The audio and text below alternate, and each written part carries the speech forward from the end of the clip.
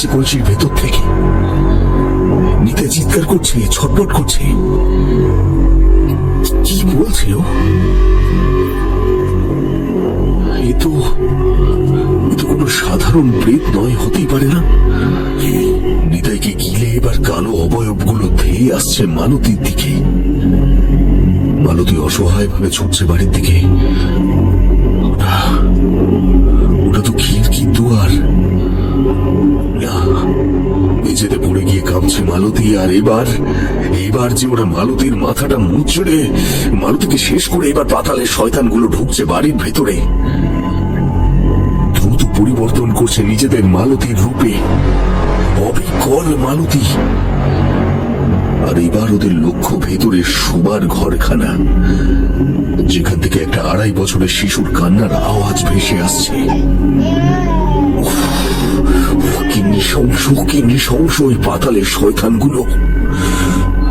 পাতালের শয়তান আবার কারা? ওই উঠানে বসে আছে যারা। জগার কথা শুনে আমার মনোসংযোগ বাধাপ্রাপ্ত হলো। চোখ খুলতেই বিশ্বাস বাড়ির উঠোনের দিকে তাকালাম আমি। গাত্রবন্ধনের কারণে যতই সুরক্ষিত থাকি না কেন, সামনের দৃশ্যটা দেখে বুক কেঁপে উঠল আমার। কথাটা বলতে গিয়ে লক্ষ্য করলাম তারানাথের গলাটা কেঁপে উঠল সামান্য। আমি তার থমথমে মুখটার দিকে তাকিয়ে বললাম, কি দেখলেন ঠাকুরমশাই?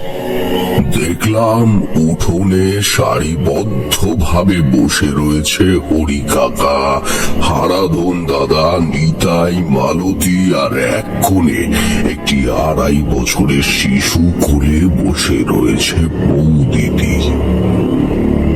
প্রত্যেকের চোখে মুখে দারুণ জিঘাংসা। তরতাজা দুটো শিকারকে সামনে দাঁড়িয়ে থাকতে দেখে দাঁতে দাঁত ঘষে চলেছে ওরা। আমি ওদের দিক থেকে মুখ সরিয়ে নিলাম। জগার দিকে ফিরে জিজ্ঞেস করলাম, তার আগে আমার একটা প্রশ্ন আছে, করবো ঠাকুরমশাই? একটা কেন, 2, 3, 4 প্রশ্নের পর প্রশ্ন করতে থাকো তুমি। ঘটনাটা আর শেষ করতে দিলে না। সে হবে গল্প শেষ, না হয় আজ রাতটা থেকে যাবো এখানে। তার আগে আপনি বলুন তো, আপনি সে রাতের এত সব ঘটনা এত নিখুঁত ভাবে দেখতে পেলেন কি করে? যেন চলচ্চিত্র দেখছেন বলে মনে হলো। তারানাথ কথাটা শুনে মুচকি হেসে